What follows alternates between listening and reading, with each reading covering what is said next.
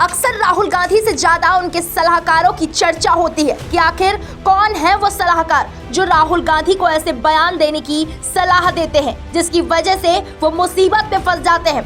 आप खुद ही देखिए कि कोई भी चुनाव हो उसमें राहुल गांधी कुछ ना कुछ ऐसा बोल ही देते हैं जिसकी वजह से वो विवादों में फंस जाते हैं। कभी मोदी को अपशब्द बोल जाते हैं तो कभी किसी और को।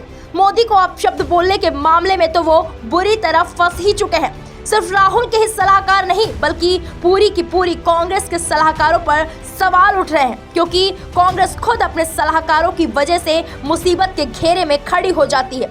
आपको ज्यादा दूर जाने की जरूरत नहीं है, आप कर्नाटक का मैनिफेस्टो ही देख लीजिए।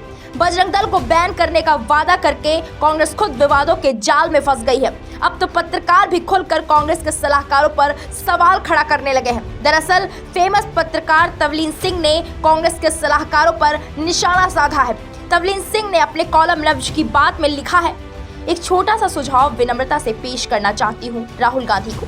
अपने सारे सलाहकार बदल डालिए, कम से कम उनको कूड़ेदान में फेंक दीजिए जिन्होंने कर्नाटक के लिए आपका घोषणा पत्र तैयार किया था, वरना ऐसा लगने लगेगा कि एक बार फिर आपके करीबियों में उसी किस्म के लोग हैं जिन्होंने 26/11 वाले जिहादी हमले को राष्ट्रीय स्वयंसेवक संघ पर थोपने की कोशिश की थी।